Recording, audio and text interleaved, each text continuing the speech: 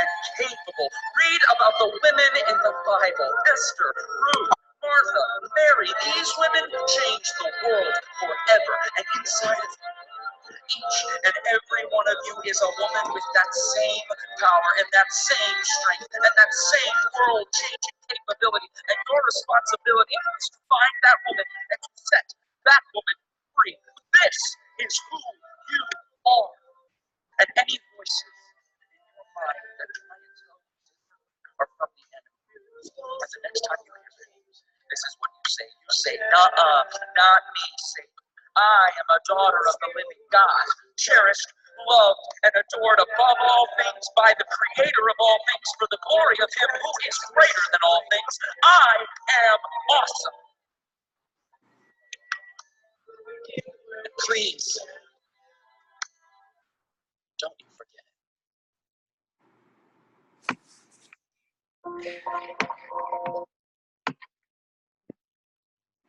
All right, hello. Welcome to the Empowerment Call. My name is Erica Vega. I am so honored to host today for you guys, and just a little about myself. So I've been in Herbalife now in the business for about 7 months. I met my mentors, Tresha and D. Matthews, in December. I started to go ahead and go to their club for fit camps early January. So just a little about me, my background. I do have a lot of medical issues, and I am what's called a bariatric patient. In November of 2016, I did undergo the vertical sleeve gastrectomy. I was at my highest over 300 pounds, and after years of trying to get fit and failing and fad diets and everything like that, I did go ahead and have the surgery. I have rheumatoid arthritis, I have diabetes, I have a slew of health issues. After my surgery, I actually went into something called malabsorption, which, I couldn't hold anything down. I was basically malnutritioned. I was in and out of the hospital. And then I met Dee on a whim. Went to the club and I loved it. Absolutely loved it. But I did fight them for a while on Herbalife, on the products. I was like, look, I'll come and work out. I don't want anything to do with the business. I don't want anything to do with the product. I have too many medical issues. I just don't want to do it. So about a month later, after, drinking shakes and just talking with them, getting to know them, I went ahead and became a preferred member. Loved it. Then decided go full meal plan. It is a little different for me. I can't eat as much as anybody else. But at that point in my journey, my weight loss journey and my health journey, I had stopped losing and I had stopped, again, absorbing any nutrients into my body. So for me, everything I had done prior was a waste and I was like borderline depressed. So when I went full meal plan, full product, started listening to my coaches, I actually started getting better. Going to the doctors and they were checking my nutrient levels, they were growing, everything was getting better. And you know what? I feel Herbalife saved me. So after talking to Tresha, I was like, you know what? I want to join. I want to do this. And I became a distributor. I am now a supervisor. I've been a distributor now for about 5 months, 4 or 5 months, I believe. I am a distributor. We all have life issues. I've had some life issues happen, but I keep going with my business. I get up every day and I go for my leads. I meet people, talk to people, share my story, because if I can't do that, it doesn't give me joy. I love just saying to people, less than a year ago, the doctors were telling me if we can't get nutrients in your body, you're going to die. And here I am now, running and jumping and playing with my kids and being able to work out and hold in food where I would throw up food before. So where we know Herbalife is not said to cure any diseases or any kind of health issues, I attributed the community, the product, everything to where I am now. And I am probably the happiest I've been in years. So that's just a little about me. Our first speaker today, ladies, is Danielle Blain. She has been in the business now for 2 years. She is a world team member. She's down 63 pounds and to top it off, next week she's getting married to the love of her life, who she met through Herbalife. So you know what? Let's listen to her story. Let's love it. And there you go, Danielle. Thanks, girl. What up, everybody? Like she said, my name is Danielle. I go by DB. Luckily, I get married next Sunday, and my last name will still start with a B, so it could still be DB. So I'm super excited to share on this call. Tresha definitely pushed me outside of my comfort zone by asking me to speak on here, but I think it's exactly what I needed. So you'll kind of get that vibe, I think, with my story. I'm 25 years old, grew up in Arizona, didn't really move too far from my high school, so never really went too far outside of my comfort zone as it is. I'm an only child. Growing up, I was like straight A's, really self-sufficient, like good at everything, but I never really like had a place to be great. So like I was good at everything, self-sufficient. Like I tell Dee this often, and those that know me, like growing up, my childhood is like such a blur because I chose to like repress that because I wanted to be able to grow and detach myself from that. But, you know, through Herbalife, it kind of brings you to things that are uncomfortable and it makes you grow through them and work through them. So that's exactly what I'm doing right now. In fourth grade, basically last thing I remember of my childhood, fourth grade, I figured out my dad was an alcoholic. I never really knew what that was or what that meant. But by the time fourth grade came around, I've kind of figured that out. Also figured out that my mom was a drug addict. So she'd been that way my whole life.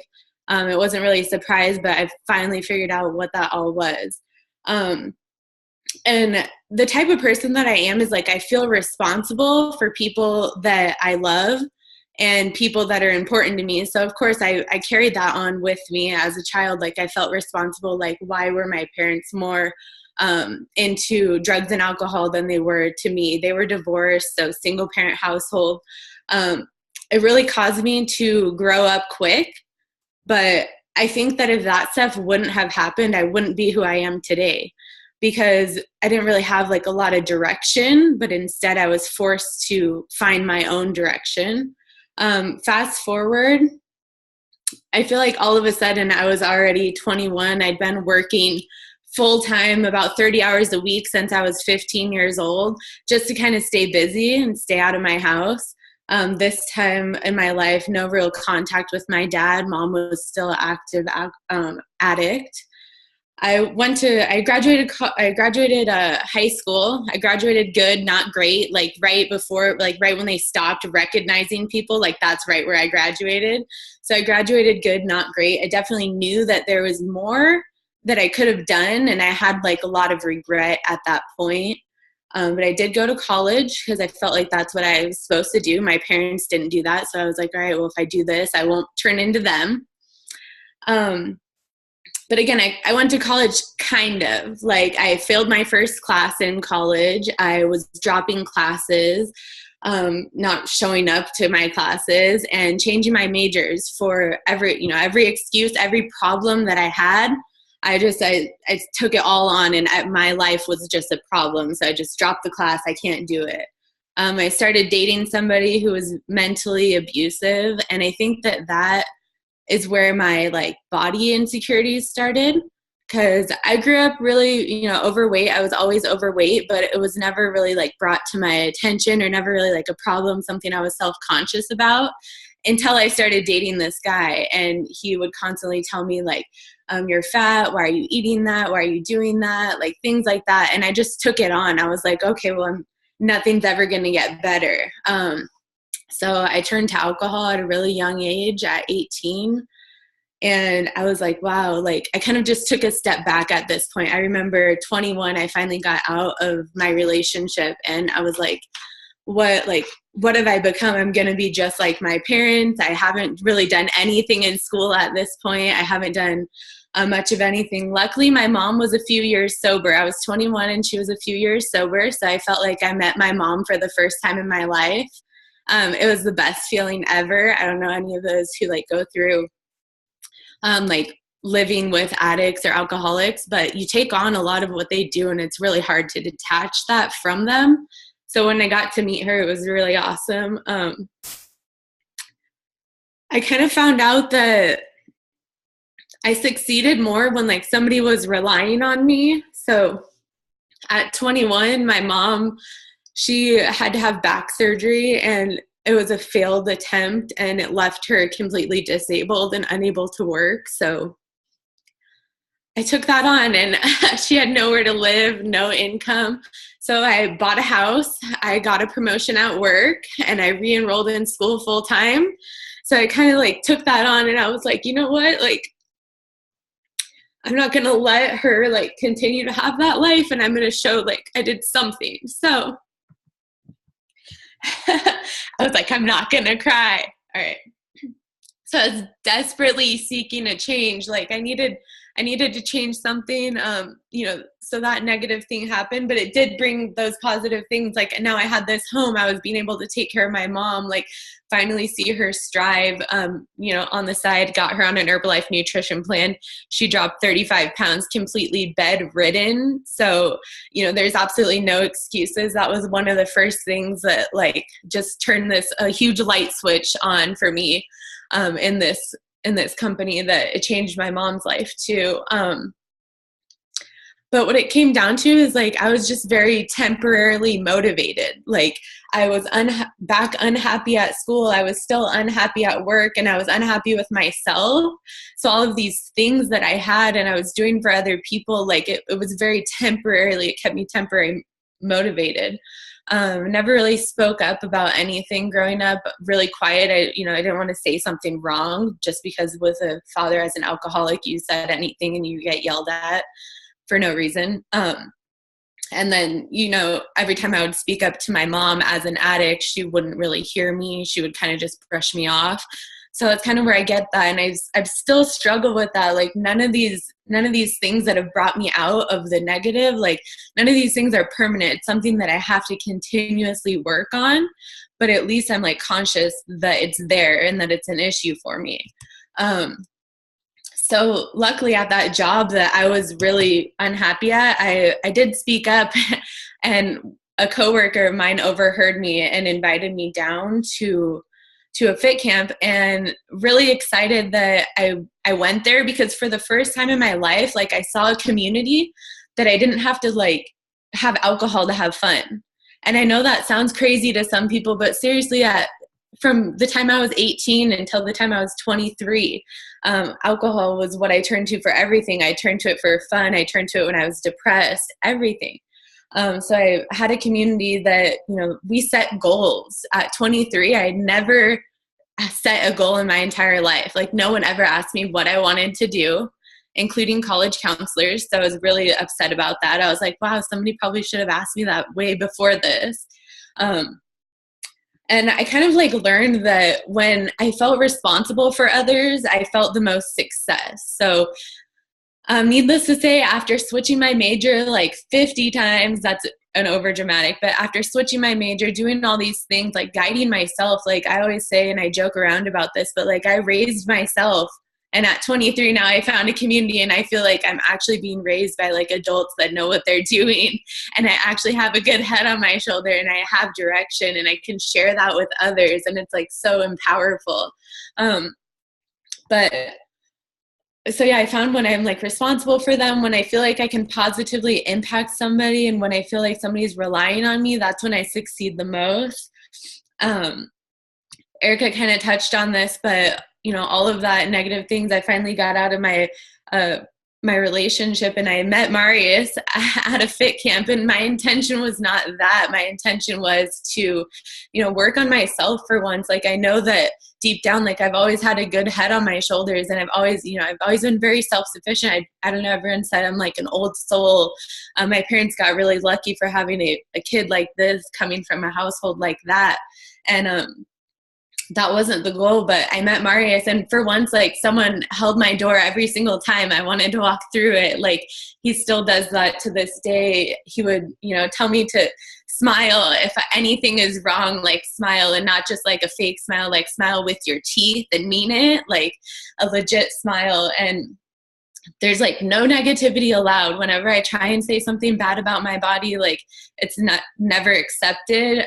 Always positive affirmations. And then of course he brought me closer to God, which is something that I was never raised around. I've never really introduced to. So he's opened a lot of windows for me.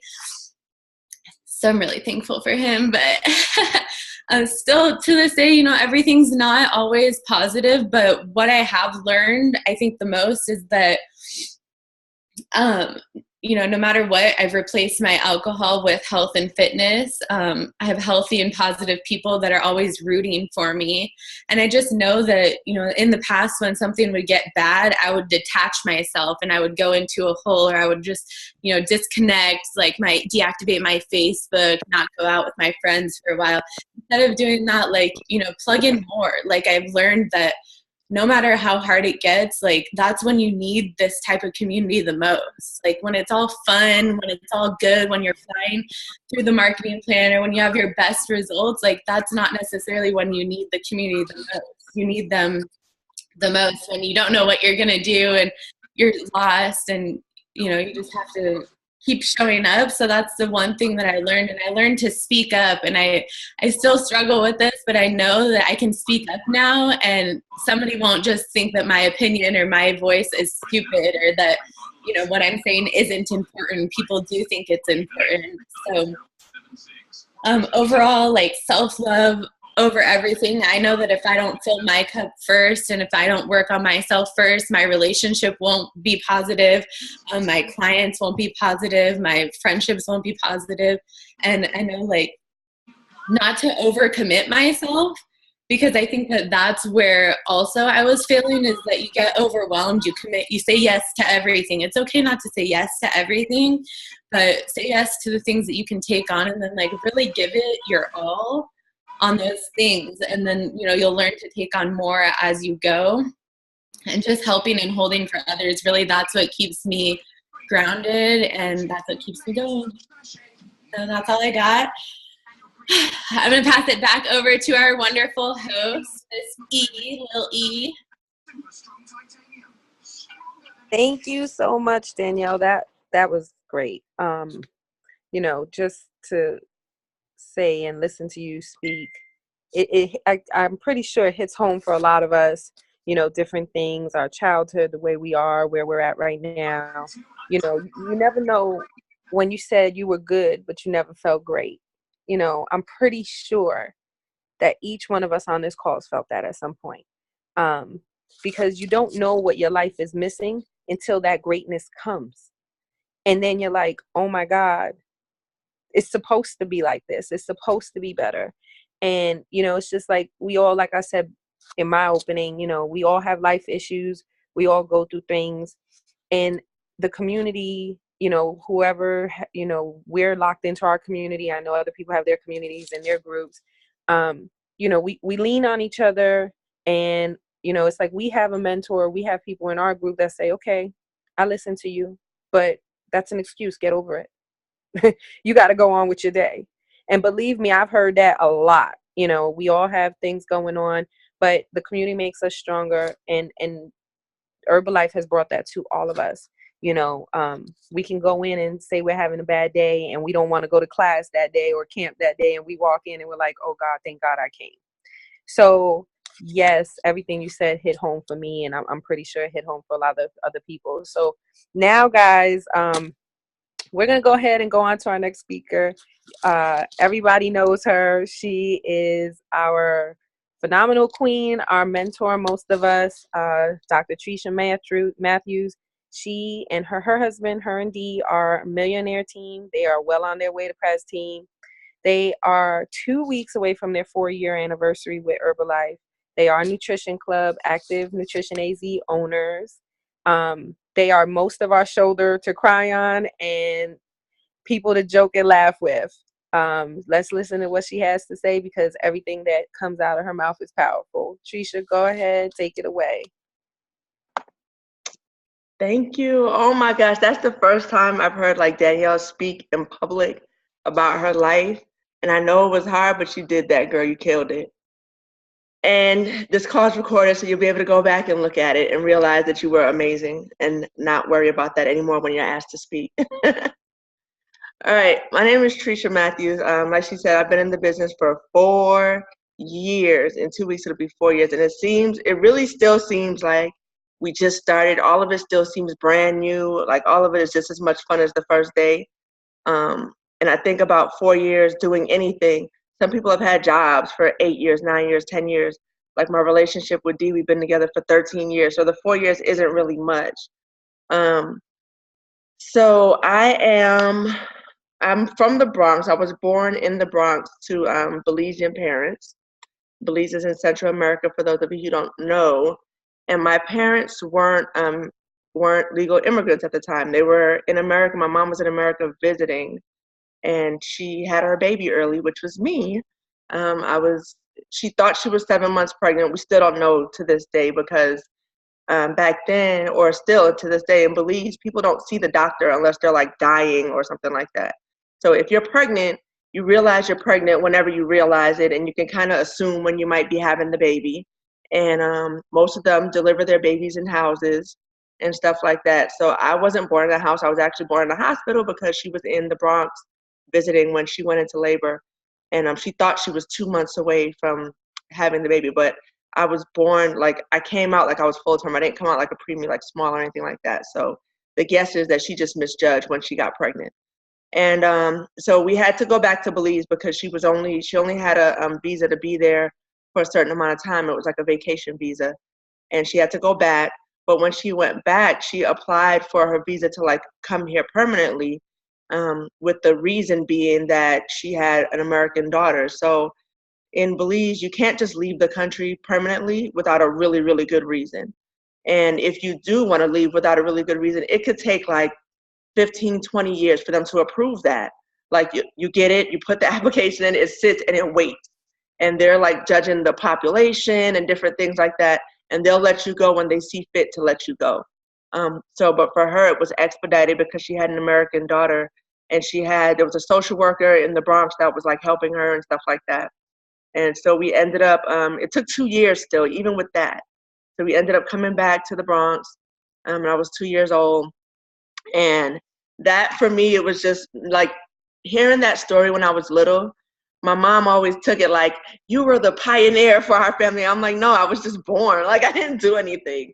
So, but it's like the weight that they put on everything. They always believe that everything is like for a reason, and there's signs and angels, and like, so my mom would always act like I was like her angel. And so she came, and then my dad came.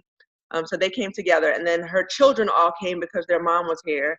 My brothers and sisters all got to move here. I had 4 brothers and 1 sister, and they all got to move here. And then my grandma came because her daughter was here. And then once my grandma was here, all her children got to came. So eventually my whole family ended up in the Bronx. And my grandma had 13 kids, so it was like a big family. We all ended up in the Bronx. And so those of you probably like seen the Bronx or New York City on TV, and if you've never really spent time there, the area that we were in, it wasn't a nice place. It's like we were poor, we were immigrants, so we just were where we could afford to be. And so like you go outside of my house, and there's like drug dealers and crackheads and prostitutes and everything. It's like, it's just happening out there. It's what was happening. So I never really had like a good life coming up early on. But the city schools were pretty good in New York. Like all the city schools, they all had like the same programs and testing. There's a lot of funding. So it wasn't like in Arizona where our schools are asking us to buy books. Like they got the money. They had everything they needed.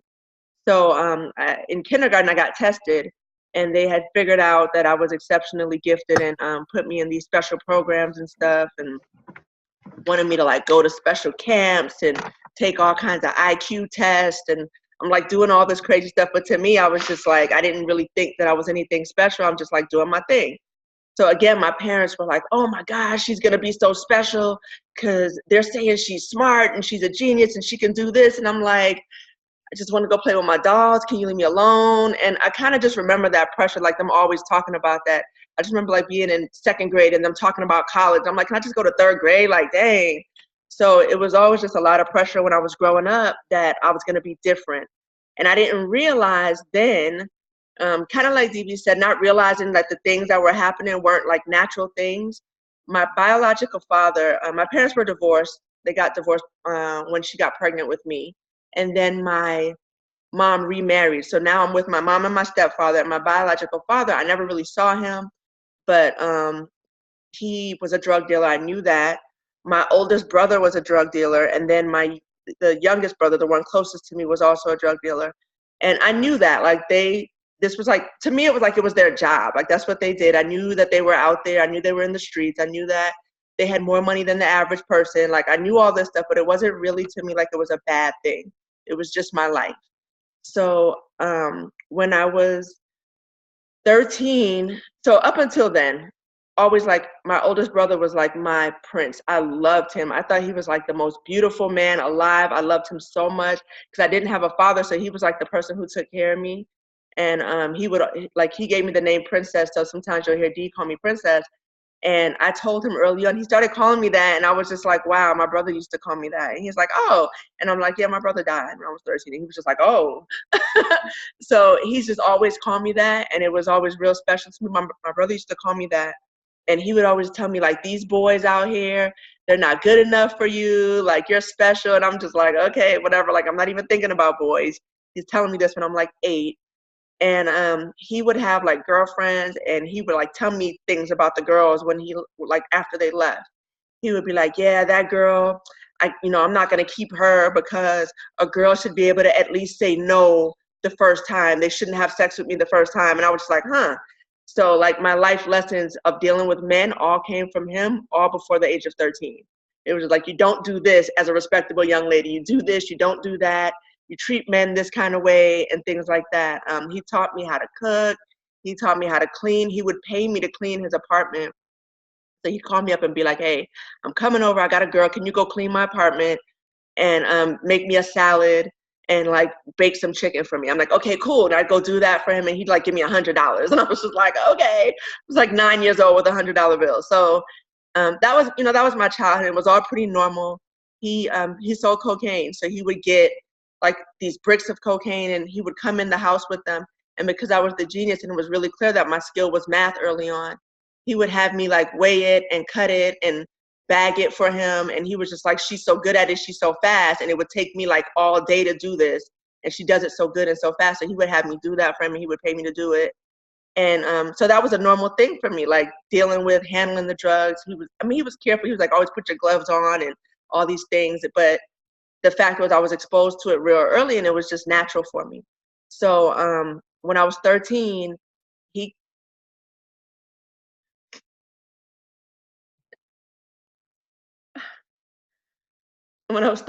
got shot. They said it was like a contract killing, and he got shot 19 times. Going into a Jamaican restaurant to buy some food. And I just remember, like, I didn't believe it. I was just like, the cops are lying. They're just saying this because they want to get in his apartment. So they're coming in, they're telling my mom, and he's not really dead. I'm just going to go. And I went up to his apartment, and I knew where, like, he kept all this stuff at. And there was like 2 kilos of cocaine up there and some guns and things. And I went up there with my backpack. My mom was like downstairs. She's crying. It was so out of control, like bawling. Like it felt like her soul was coming out, how loud she screamed. And all I could think was, this is a trick. Like, he's not really dead. He can't be dead. And I'm just going to go hide his stuff because I feel like it's a trick and the police are just doing this. And so I took everything, and I took everything out of his apartment. And basically, I don't think I said it, but we had like a 3-family house, and he lived upstairs in one of the apartments, and we were downstairs. And I took everything. I took it downstairs, and it was in my closet. And so for a few days, I'm just like waiting. I'm like, he's going to come. He's going to come. And it wasn't until the day of the wake that I realized that he was really dead. And I was just like, okay. And when I was younger, he would always tell me, like, because my parents used to beat me bad. Like, it's just the way that they were. I mean, beyond like belts and like, my dad used to like throw stuff at me. I remember once I was like probably 12, my dad like punched me in my face with his closed fist because like my cousins were jumping on the bed and I didn't stop them. And so like things like that, it was just bad. And he would always tell me like, don't cry. He's like, don't cry, you're stronger than that. And he's like, what are you doing that to your face for? Don't cry. You're pretty. You're just making your face wet. Wipe your face. Stop crying. And so once I realized he was dead, I'm just like, okay, don't cry. Like, I gotta figure this out. Like, I don't know what I'm gonna do now. I gotta figure this out. He's gone. He has some kids. I'm like, okay, let me talk to his baby's mother. Let me, like, I'm thinking, I'm 13 years old. I'm just thinking, like, there's gotta be some things that I have to do right now. So one of the things I knew I had to do was get rid of those drugs and those guns that I had in my room. And there was one boy that would always try to talk to me. And my brother used to tell me, like, stay away from him. He's a drug dealer. And he used to tell me he's a low-level drug dealer. He's not even worth your time. He's a guy on the corner. You don't want to be involved with that. And I was just like, okay. So I stayed away from him. But in that moment, I didn't know who else I could, like, go to. And I had these drugs. So I went to him and I asked him, I said, listen, this is what I got. This is what, I can give you this much to get it off from me. He was just like, okay, cool. And so we started, doing that. And the dumb thing that I didn't realize, there was a step missing, which was my brother used to, like, cut the cocaine so it could be more valuable. And I put it in the streets pure like an idiot. And so everybody was just like, this is great. We want more. And then that's pretty much where I started selling drugs when I was 13 years old.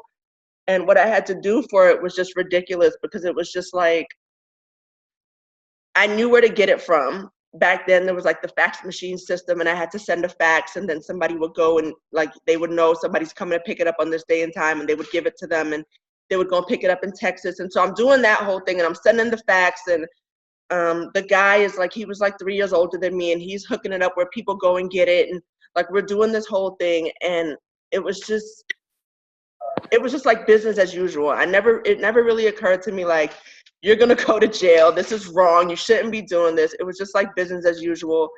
And that guy was Mark's father. So he was, through, the course of things, he became my boyfriend, and it was just what we did. And then when I was 16, another one of my brothers got shot. And he got shot 7 times, and it was just hard, because it was like, in my family there was this division where they were like, my sister and my other 2 brothers were, like, against me and the 2 brothers that died. So at that moment, even though I still had siblings, I felt like I had no one. And I was, like, extremely depressed and suicidal, and I had tried to kill myself a couple times. And my mom was just like, she was so mad about everything, and she would say things to me like, why did they kill her babies? And then I was, like, doing bad things, and she would say, like, it should have been you. Like, everybody did all this stuff for you. And I don't, like, she blamed my oldest brother selling drugs, and she's like, he did all this stuff for you. You were his princess, and he wanted you to have everything, and he did all this for you. And then my second brother that got killed, he was in jail, and when he got out, he started selling drugs with me. And he was, it was what he wanted to do. It was the business that they had been doing. So when he got out, it was just natural, like, all right, I'm gonna come back, and I'm gonna get with you, and we're gonna do this thing. And then he got killed, and she was like, it was you. You kept that going. If you didn't do that when he got out of jail, he wouldn't have done that. And I believed her. I'm like, she's right. It was me. Like, all of it was always me. And so, like, I owned it, and I felt like I'm not shit. And they both got killed at the age of 25. So with my mom, like, feeling that way and saying that, and she's, like, saying it to her sisters, and so the talk around the family was like, she's not gonna make it. She's gonna die by the age of 25 like her brothers. And I also heard and received that, like, okay, cool. So at this point, I'm like 16, 17, and I'm feeling like, okay, I got, a few more years. I'm gonna try to do the best that I can. I'm gonna try to make as much money as I can. I'm gonna, like, when I die, I'm gonna leave something for my mother. I'm gonna, like, make her feel like it was worth it. I don't want to die and leave her with nothing like my brothers did, because they didn't plan to die. And so I'm like, whether I get killed or not, I know that I'm going to die by that age. So up until then, I'm going to be ready. And I just was, like, real heavy, and I was, like, in the streets, and me and my son's father. So I got pregnant when I was 17. So then the baby came. So it was, like, me and him, and I'm like, okay, I'm going to die. I got a few years with this baby. I'm going to do my best. I'm going to leave him everything. I'm going to do all this great stuff for him before I go, because I know that this is, like, the curse that I have on my family. And so I'm like, I'm just doing everything I possibly can to make as much money as possible before I die at the age of 25. And I didn't think about, I don't know, it didn't seem like my future was bright or like I was going to become anything or anything wonderful was going to happen. It just felt like I just was trying to pass this time and make the best happen. So with all that happening, I still went to college because it was just like, it was easy. Like school was so easy for me. I would take tests without studying and just pass them. And so that part was really easy. But my high school career was like littered with these bad things happening because my first brother died the week before I started high school. And then my second brother died while I was in high school. So there was like all these spots in my high school career.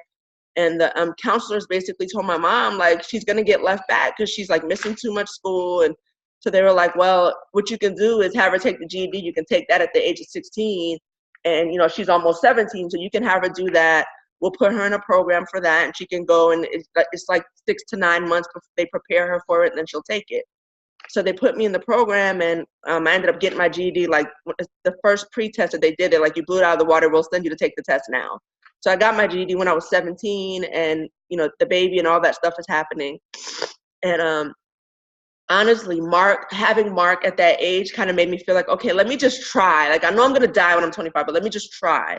So what I was doing at that time is I was going to college, and I just went to business school for an associate's in accounting because it was like the easy thing for someone who was good with numbers. And then I was in the streets at night, and my son's father was still like in the streets all day, all night, like doing that. I started to build my team in the streets. I had a couple of other people besides him that were working for me, and then he became more of like an enforcer. And so this was our thing. This is what we're doing. But then in the middle of all that, he cheated on me.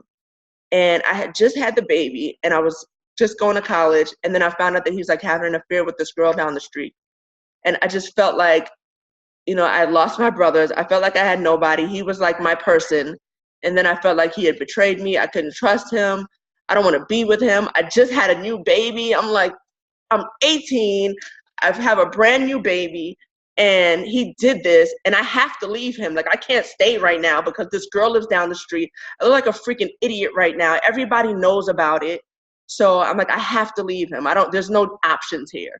But it was scary because I'm like, I'm a new mom, and everything that we had done with drugs and in the street and how I knew how to make money was together. So I really didn't think I can do it by myself. And I ended up leaving him and getting an apartment. And the way I did it was just crazy because he became abusive once I knew he was cheating, and he started hitting me. And I was used to being hit because my dad used to beat me and stuff. So I was just like, okay, it didn't hurt me physically, but it hurt me emotionally. And I was like, I'm getting out of here. You're not going to do this to me. And the straw that broke the camel's back was one day I was holding the baby, and he punched me, and I dropped the baby. And then he continued to hit me. He's like, you stupid B, you dropped my son. And I'm just like, you friggin' hit me. Like, so like that day, we had already been planning, but that day I called my cousin and I called my mom. I'm like, tonight is the night. I have to go now. And they were just like, okay. So in the middle of the night when he was out in the streets, they came with a U-Haul truck to my house. I packed up all my stuff and I just moved out, and I never went back to him. I never let him come to where I was. And that was like my exit from that situation. And right then and there, I'm just like, okay, I just got to do whatever I got to do to take care of this baby. I don't want a boyfriend. I don't want to, I don't even want a friend. I don't want to, a one night stand, a cuddle buddy. I don't want any of that stuff. I just need to focus and take care of this baby. So I started doing all my illegal transactions by myself, which was really scary because he was always there to protect me. Like, wouldn't nobody cross me because they knew he was like crazy. He's like a crazy Jamaican. So they were like, oh yeah, we're not gonna mess with her. But now I was by myself, so I didn't know how this was gonna work out, but I knew I had to do it. So I'm doing that, and I'm going to school at the same time still. And then my mom was just like supporting me, watching the baby and stuff while I did what I had to do. And so she became like my huge support system. She was there. She knew what I was doing, and it was like, whatever, because she was used to it, because that's what her sons did. But at the same time, in the back of my mind, there's this thing that I'm not going to live past 25. So I'm like really just trying to work, save, do everything I can, put some money aside. I was like hiding money in the house. I had a little bank account. I'm like giving her lots of money. I'm just doing all this stuff. And then through being Signal, we ended up moving to this area where it was super overcrowded and really, really poor because it was all I could afford. So when we moved there, Mark was getting ready to start kindergarten now. So some years had gone by. I had gotten my associates. I was almost done with my bachelor's, and he was getting ready to start kindergarten. In New York, the rule was if you're going to be 5 by December 31st, you start. So he was 4 years old when he started, and he was really not ready. He had never been to daycare. And they put him in there, and they were just like, boom, in this room, 40 kids and one teacher, 40 kindergarten kids and one teacher. And he was 4 years old. And so he's like, if you guys know Mark, he loves to wrestle. He has always loved to wrestle. So he's in school, he's like wrestling with the kids in class, and they're like, he's fighting. I'm like, he's not fighting, he's playing. Like, I would talk to him, he's like, I was just playing. But Mark had a really bad, not bad, but a really thick Jamaican / Belizean accent, because he grew up with that. Like, I had an accent at that time. His dad had a really thick accent. My parents, like his dad's, everybody around him had an accent. So he had this really thick accent, and the teachers could never understand him. So he wasn't able to speak up and explain himself whenever he got in trouble. So it was really hard for him. And the one thing that really made me change everything was that he was having those troubles, but then he was also watching me. And one time he told the teacher that if she kept messing with him, his mom was going to shoot her.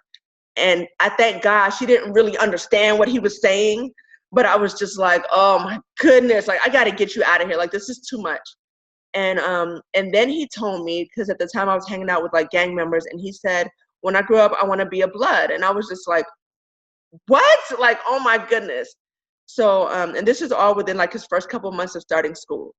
So he's 4 years old, and I just knew that I needed to get him out of that environment, and I needed to just go be somewhere else where he could be safe, not be in an overcrowded classroom, not be exposed to like thugs and gangsters and in the street. And I had gone to visit, my friend was going to Hampton University. I had gone to visit her like over that summer break before he started school. And I'm like, I'm moving here. So I went back down there, and instead of going to Hampton, Virginia, I went to Newport News, which was like a military town. And I saw a nice house. It was for rent. I had money, so I put money and rented this house. And then like 2 months later, I moved out there with him. And everyone just thought, like, she's crazy. What is she doing? Like, she doesn't know anybody there. She's just going to move there. But what I did know was that those schools in that neighborhood had a ratio of 15-1 for the classroom. So I'm like, he's going to be safe. And I don't know anybody there, so I won't get caught up. And I know that, like, at this time I had my bachelor's already. I'm like, I can start a business. I can do, I can get a job. I have an accounting degree. I can do whatever I need to do. I just got to get him out of here right now before he's too old and it's too late. So we got out of there and we moved to Virginia.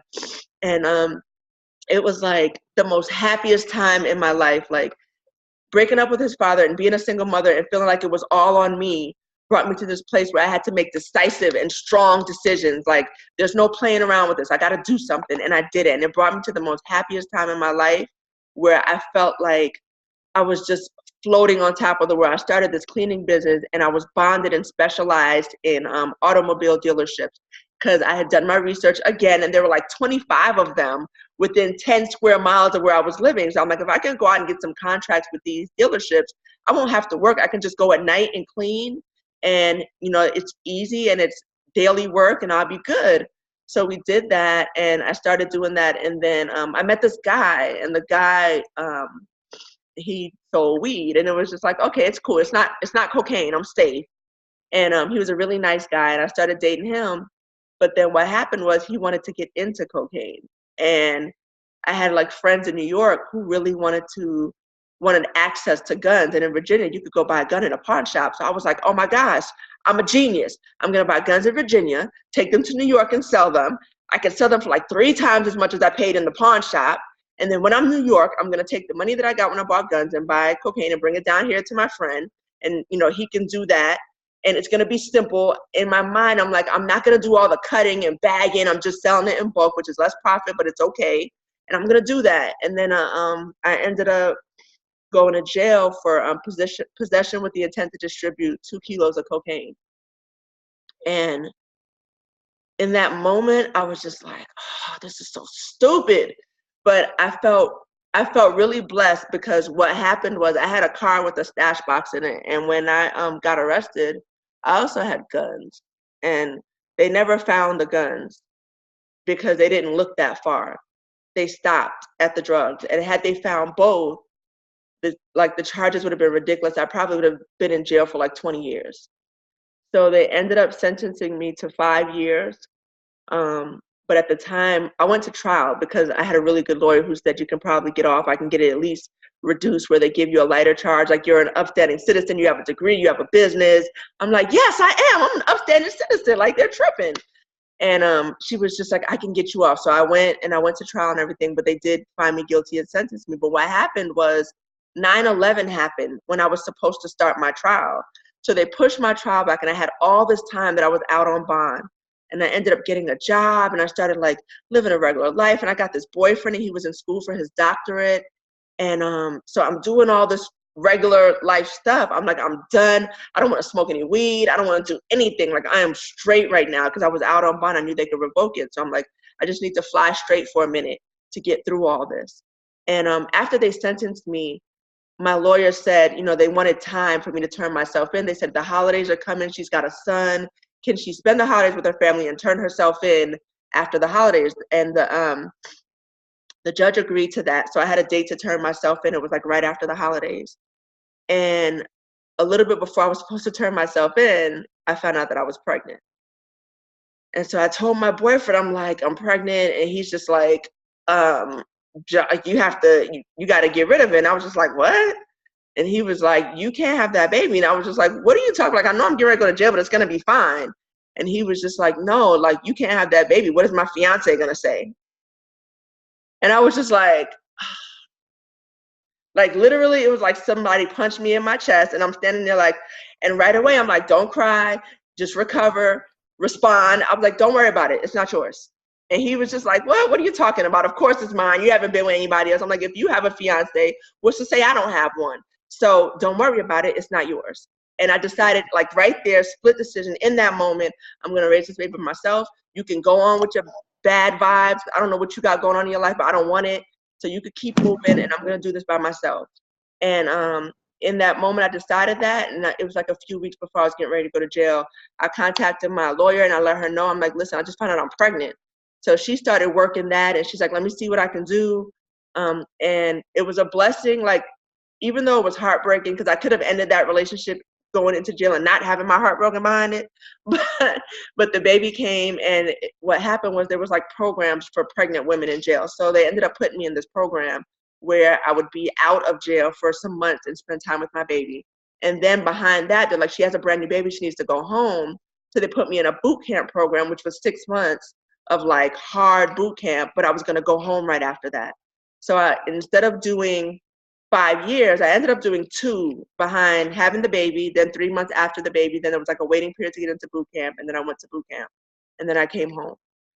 But before I came home, the month before I had my baby, my mom died. And in that moment, it was just like, what else? There's nothing left. Like, what else can be taken from me? Like, what else? There's nothing left that can happen to me right now. My dad died when I was 19. I lost my 2 brothers, felt completely alone. I'm having a baby by a guy who's engaged to somebody else. I had been in jail, and all the friends and people that I had around me just disappeared. Like, I never got visits, letters, and I was a girl. You guys know how I am now. When I was making lots of money, I was a girl who just took everybody out every weekend and paid for everything, and like just did that for everybody. And I had all these people around me all the time. And then all of a sudden there was nobody. And when the dust settled, I was just realized that there's just me. And I'm gonna go home, but I have these kids and they just have me. And my mom's gone, so I can't ask her anymore.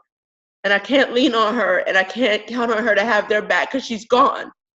So in my weakest moment, I just found my strength, and I went through probably like 2 months of like serious depression where I wouldn't eat, I wouldn't get out of bed, like all this stuff. And then it just happened one day where I just got up and I just did everything I had to do. Fast forward, I got out of jail, and I went to Wisconsin because my sister had my kids and she was in Wisconsin. So I went to Wisconsin to a halfway house there. And in this program, they're like, you have to get a job. It's going to take you some time. I'm like, hell no. Went on interviews. First week out of jail, I had 2 jobs. And I'm working a day job full time and an evening job. I had gotten my personal trainer certification when I was in jail. So I was a PT and I was working a full-time job as an accountant. I'm sending money to my sister to take care of my kids. I'm saving money while I'm there. I had a bank account. So I'm doing all this stuff. And I ended up getting my own house, getting a car, like doing all this stuff, and was released from the halfway house in 4 months, which they said it would take 6 months for me to get on my feet. And if I needed longer, they would give me longer. But I was ready in 4 months. I had a house, I had a car, I had jobs and everything. My probation officer basically said, like, she's got it. We're gonna let her go and we're gonna watch her carefully. And that's where I met Dee. I met Dee in Wisconsin, fresh out of jail, feeling stronger than ever. Like, I got the world in my palm of my hand right now. I had, what is that? Something just flew over here. You guys know how I hate the flying things. So I had a job, a part-time job, and then I had started back up my accounting business and started doing taxes and stuff. I was doing merchandising for several department stores, which is like going out to the stores and setting up their displays and stuff. So I'm doing all of these things because I never wanted to fall short of money like I did when I was in Virginia and feel like I needed to resort to what I knew how to do to make money. So I started doing all these things, and I meet this guy and I'm like, he's cute, he's okay. But I had already decided that I didn't want a relationship. I'm like, I don't want it, it's too much. I just wanna, the last thing before I went to jail was a man betraying me and breaking my heart. So I just didn't want it. And I was just like, he's cute, we can hang out, and like, that's it. So I was doing that thing, and then I got pregnant. So hanging out was a little bit more than hanging out. And I got pregnant, and he was just like, he went to visit some people in Arizona, some family, and he hit me up and was like, this is beautiful, we should move here. So again, going to prison, losing my mom, like all that led to me moving to Wisconsin. If I hadn't lost my mom, I would have never moved to Wisconsin because I didn't really like my sister, and Wisconsin was like in the middle of nowhere. But I went there because my mom died and my sister had my kids. And my plan was to get my kids back and get back to New York. And in the middle of that plan, I met Dee.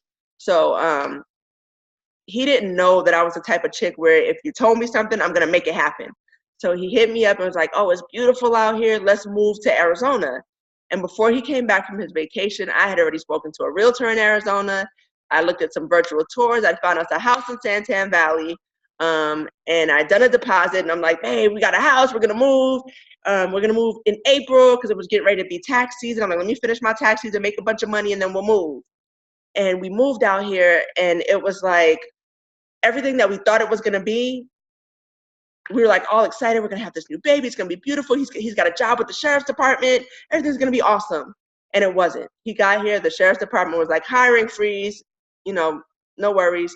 So he started trying to work construction, which wasn't his field, and he wasn't used to the heat. So he's trying to do that, and it just wasn't working out. Like job after job, nothing would work out.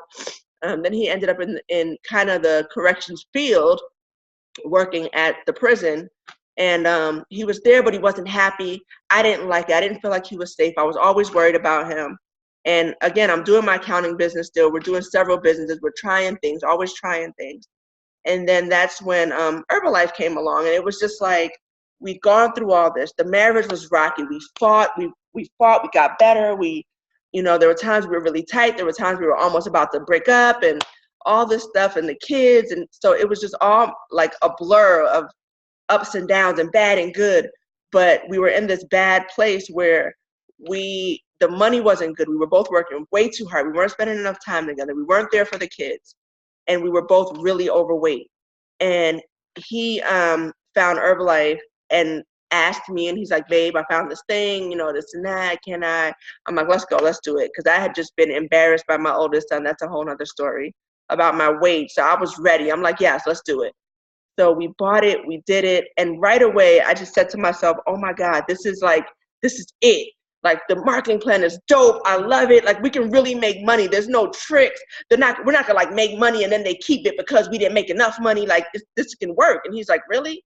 So we just started doing it, and it felt so natural. It was like this was where we belonged all along. And everything else, the doing the stuff in the streets and the, having guys in the streets that were selling drugs for me and having the betrayal of the people in my life, like it prepared me and it made me strong for this moment where I would have to be somewhere and it's completely positive, but people are still people. So betrayal still happens. We still had, even in our business here, we had people that betrayed us, people who said they loved us and then turned around and stabbed us in our back, people who said that, oh my gosh, you guys saved our life, and turned around and said they never did shit for me. And my feelings weren't wrapped up in that because people had done worse to me. So I was just like, that's it? That's all you got? Cool. Like, all right, well then bye and let's move on. And it was just like everything in my life had brought me to this point where I was strong enough. I had enough just solid determination. I was enough of a leader to say to people, get over it, it's life. I had dealt with enough of life to where I didn't feel like I was a bleeding heart for everybody's problems, because there were so many problems in my own life and I knew what I'd overcome. So I know that people's problems that they're telling me, I know that they can overcome it. Like I hear them and they're saying, this happened to me. And I'm like, that's nothing. Like, it's fine. Keep going. It's nothing. You're okay. How could you say it's nothing? It's fine. Don't worry about that. Like, listen, come on, get up. What you want to do? Come on, let's go do it. Like, don't worry about that. Don't cry about it. Don't talk about it too long. Go ahead and cry today, but tomorrow get up and keep going. Don't cry about it for a week or a month because you can't get those days back. Don't feel like that determines who you are, because you're bigger than that. Like, everything that I had been through brought me to a place where I really believe that. Every bad thing that happened to me led me to a better situation. So I'm able to like stand on that for myself, for my daughter, for my friends, for my team. It's like, listen, a bad thing is going to happen. It's okay. Like, it's going to lead you to a better thing if you stay focused. Now, if you dwell in your bad thing and you let it suck you up, because I've seen that happen too, then that determines who you are. But it wasn't the thing, it was your reaction to the thing. And the thing that I can say is that before my brother left me, he would never let me dwell in any bad feeling. And back then it was little things. It was whoopings and bruises and, punishments. And he would never let me hold on to that. It was just like, stop, don't cry. Get up, come on, wipe your face. Come on, I'm gonna get you some ice cream. Don't do that, don't stay there. And as an adult, I always hold on to that. There's nothing that's happening that's worse or that's bad enough to steer me away from the greatness that on the day that I was born was meant for me. And every bad thing that happens, it's a test. It's a test to determine if I really deserve the future that's coming for me. And everyone should know that. Like, your bad things are going to happen. It's a test to determine if you deserve what's coming next. And if you fail that test, you probably didn't deserve it. If you give up, you don't deserve the greatness. So I'm going to end it right there. And I'm just going to say, don't give up. It's all a test. Just hold on and keep going. Stay focused on your goals. And let's all succeed together. Man, okay. Speechless right now, really. Thank you. Thank you for that share, Tresha. Thank you for being so transparent with us and really giving us your real story. And it wasn't even the whole thing, but I know it hit a lot of us at home, and we appreciate you for that. And Danielle as well. You both are great words today. I've been on a couple of these calls now over my time with Herbalife, and every month and listening to different people just hits me more, and it helps me to grow as a person. Like I said with Danielle, and I'll say now, and listening to you and your share, Tresha,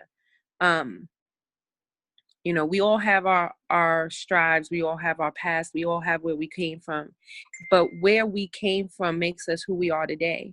And in finding each other with Herbalife and just our communities and our friends who are strangers who became friends and are now family. It helps us to know where, like Danielle was saying and what you said, we were good, but now we're going to be great. And in growing, it helps us to know our greatness, um y'all killed me today. um and going forward, we're going to be done pretty soon, and if anybody has any questions or any statements, they'll be welcome to say that in a minute. But just to say that this is our monthly women's empowerment call, and I know it's not only women on the call, because we love to hear from everyone.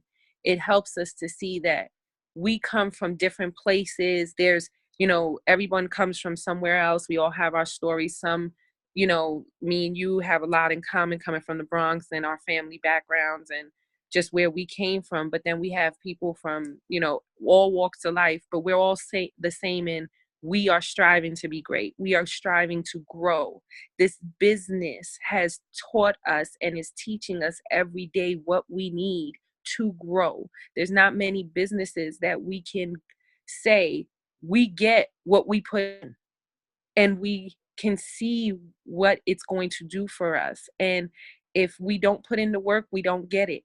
A couple of us have been in many different direct selling businesses, and I will say, after being in many, that Herbalife, the marketing plan, the people, it's not only about the business, it's about us as people and growing within ourselves. So again, ladies, I want to thank you both for taking the time and being so honest and real with us today and sharing everything.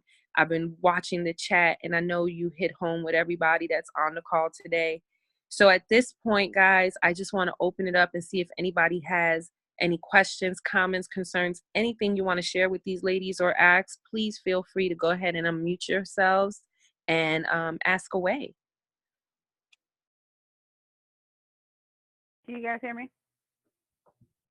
I don't have a question, more so of just a overwhelming sense of gratitude for you guys sharing. By far, this has been the best call. Not saying all the other calls, even the call I was on was great, but this has been probably one of the best calls because I was able to hear you guys share so authentically. And I'm just blown away. Like, ain't nothing happened in my life nearly. Nearly. I mean, I've been arrested before, but that's about it. So nothing that I've experienced or that I will experience down the line, like, I know now that I should never harp on it. It's like, really get over it, because it's a test. Like, I literally just put that on my face to say, like you said, it's a test. You see, you deserve, what's already promised you. So it's just a sense of like, wow, like, it's no excuse why. Like, man, it's like, I can't even have an excuse that comes out of my mouth for why I can't do something, because look at you, look at you, DB. It's like, your destiny is going to happen, but you have to make those sacrifices and wipe your tears away and keep going. So I just want to thank both of you guys for sharing. Thanks for hosting the call as well, Erica. Like, it's always powerful too. Like, wow, and yeah, Herbalife doesn't claim to cure anything, but I'm glad you're here today to share your story. Like, that's powerful. So thank you guys.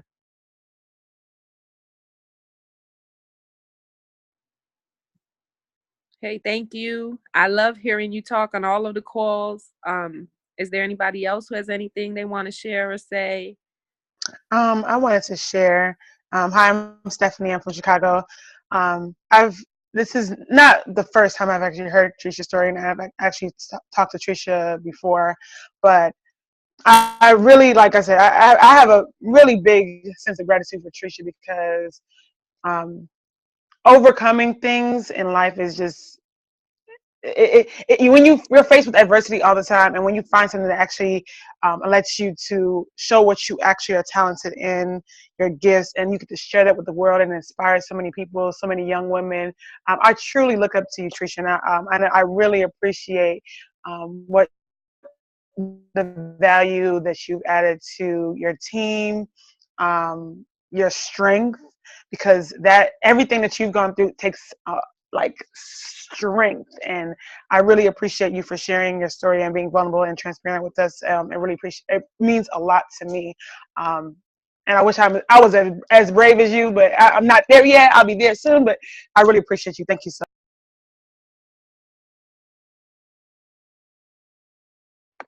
I'm a little bit older than you though, so that's why a couple more years you'll be there. Stephanie, thanks for your share there. Do we got anybody else?